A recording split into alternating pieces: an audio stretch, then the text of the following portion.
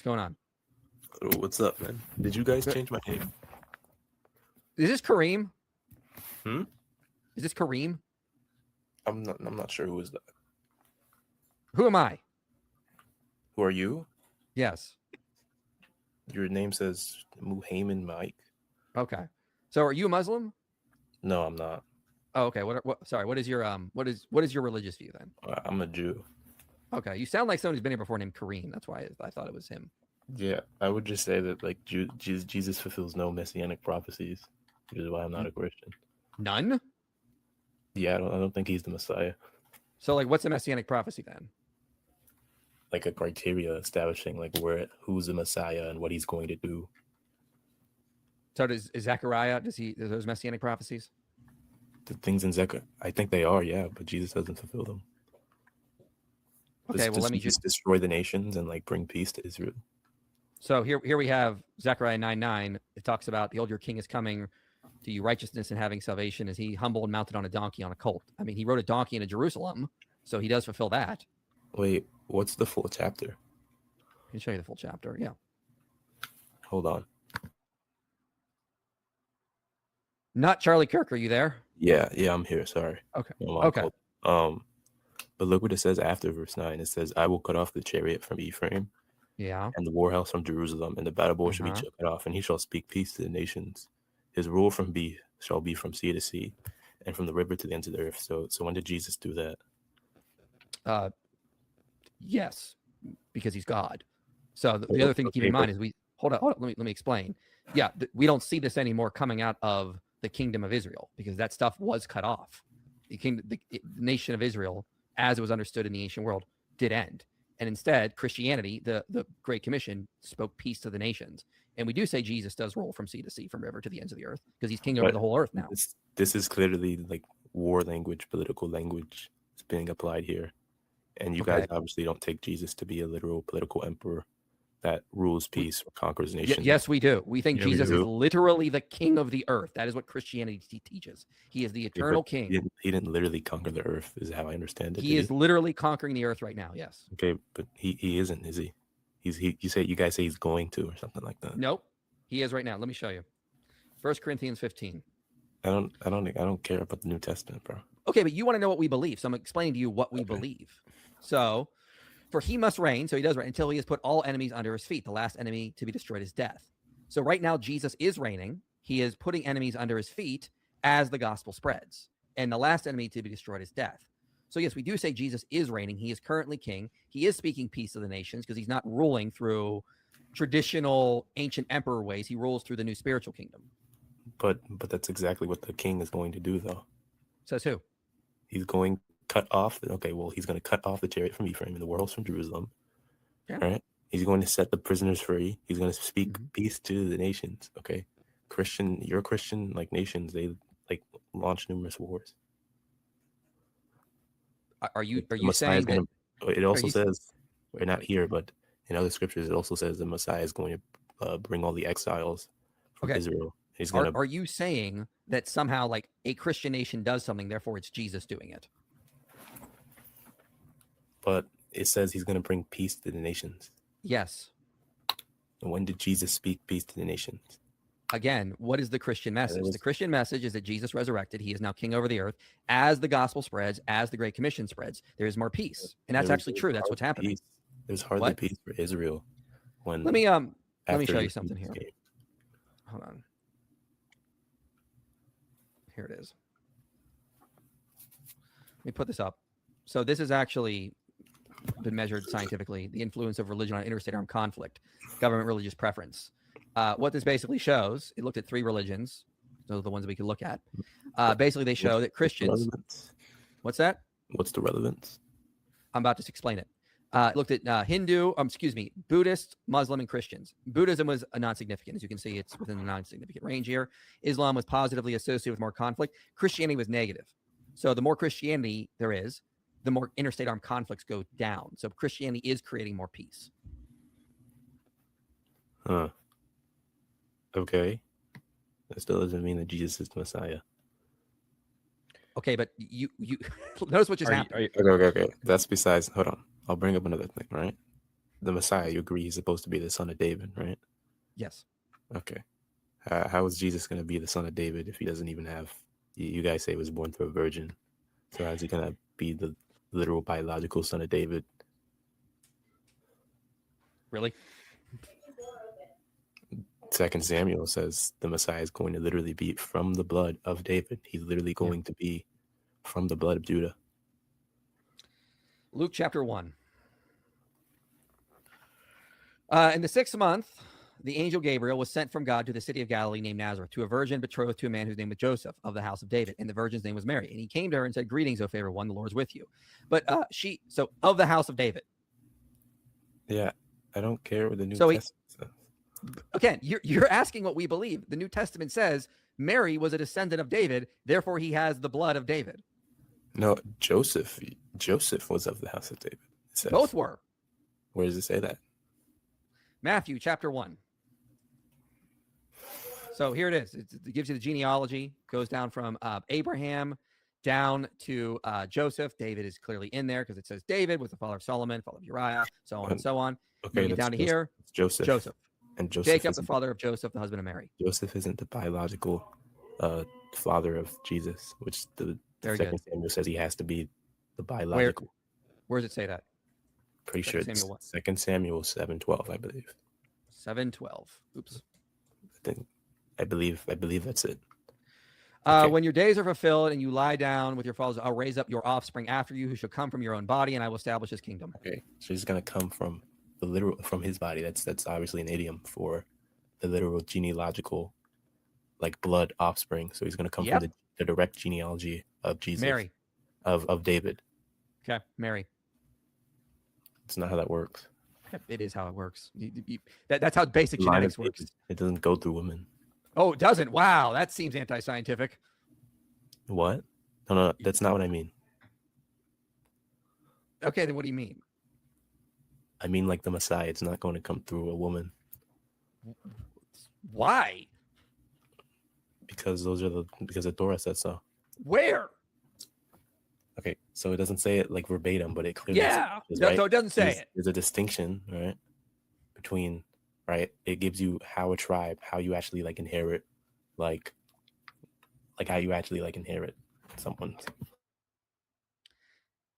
Does that mean the God of the Bible doesn't think women carry the genetics of their parents? That's not what I meant. I meant, right? Mary's not going to have the blood of David. Can you prove that? Yes, she does. Like David.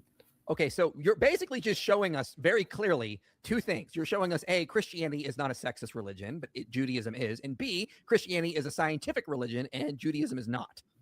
I said nothing about science, but that's besides the point. Can you prove Mary Mary's is the line of David? Yes, I showed you Luke. Luke says Joseph. What are you talking about? My good, let's put this up again. Luke chapter 1. Luke chapter 1. To the virgin betrothed to a man whose name was Joseph, of the house of David. Is Mary not of the house of David? It says to a man whose name was Joseph, of the house of David. And she but was Joseph also is from the house of David. They both are. It doesn't say both, no, does it? How do you not? Where's you're Mary not even from? getting your own New Testament right, bro. Mary is of the same household. It doesn't say that, does it? Yes, that's what Luke is basically teaching. You said earlier, and it doesn't say verbatim in there. It teaches it, but here I'm showing you where it teaches it. Where does it imply that both were from the house of David? Please show me. I'm reading it to you right now.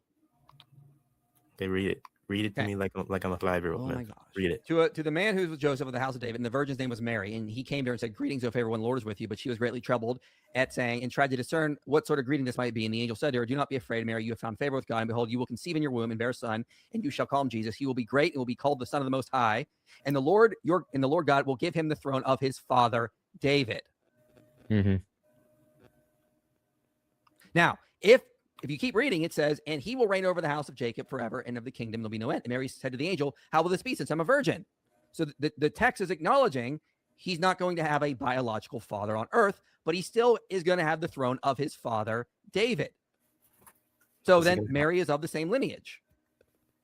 That's why this is what this is talking about here. Romans 1:3, from the seed of David according to the flesh. Okay, There's even another. then, why are there contradictions in your genealogies? Are you seriously okay? Can you acknowledge that the New Testament teaches Mary's a descendant of David? Before we move on. Okay, great. So moved on to that. All right. So he's a descendant of David, so he fulfills that criteria as well. Thank you for that. Next one then, the different genealogies. How many genealogies do you have? What do you mean? What? You have a mother and a father, right? Yeah. Okay. So why can't the genealogy in Luke be coming from Mary's father? It doesn't say Mary. It gives two genealogies for Joseph. So? And so those are contradictory since it uses different names. You do understand there's a concept in the Old Testament of legal heirs, right? Like a guy can marry his brother's wife or something like that? Well, you have the levirate marriage, yeah, but you also have, there's a good example within what Deuteronomy 25, I believe it is, where you can have a son born biologically is his brother's line, but legally he is the dead brother's line. Okay, so show me that in the genealogies because very clearly they have different names. Like one goes through David's son Nathan, the other is something else. So like how can that be? So we would just say there's a legal change happening. So what's probably going on is Joseph was the legal heir of multiple people, at least two. So it'd be Heli and Jacob. So he's biologically one, but he's also taken on the legal heir of another one. Like, for example, if Mary's didn't have any brothers, okay, then the legal heir of her father would have been her husband, which would have been Joseph.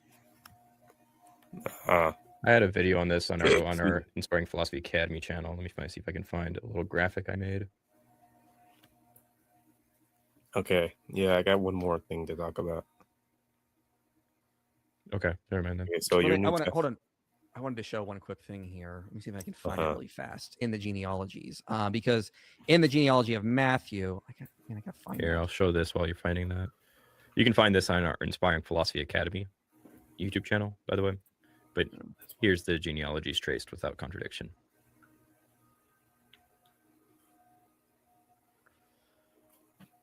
Maybe it's not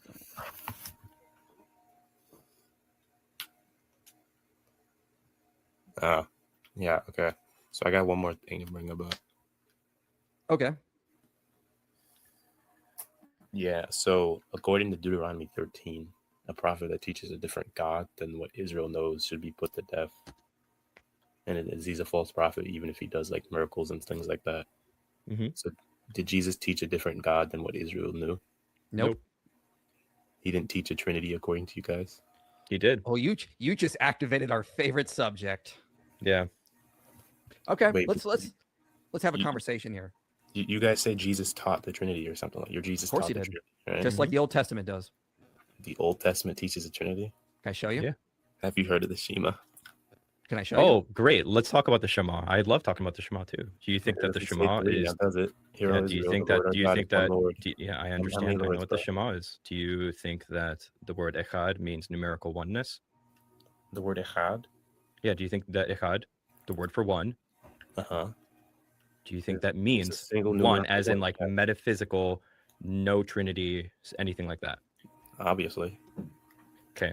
Where in the context of Deuteronomy 6:4 do you see that the Shema is supposed to be anything about metaphysics rather than Yahweh only worship? It says, "Hear, O Israel, the Lord our God is one Lord."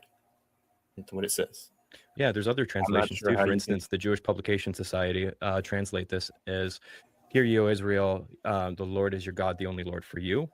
So, for instance, Zechariah 14 speaks of the coming, the eschaton, and talks about in those days, Yahweh will be worshipped echad. So, are we supposed to understand that to mean that the prophet is saying that right now Yahweh is not being worshipped as one God, as you would say, but he will be later? Yeah, hold on.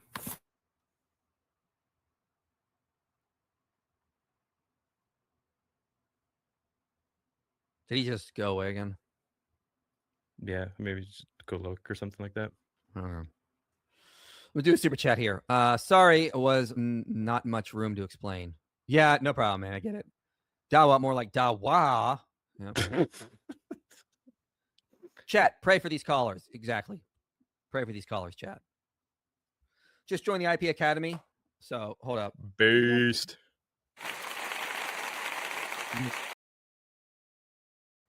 What were you talking with him about? Just so, because I was the Shema, because you know how people like to say the Shema means that God is, what's the word I'm looking for? Unitarian. And then my argument is, well, Deuteronomy has nothing to do with metaphysics. It's all about Yahweh only worship. And then the word Had, if you take that to mean like a Unitarian reading, Zechariah 14 is going to be a counterexample. Then also the fact that there's a bunch of different things, but you get the point.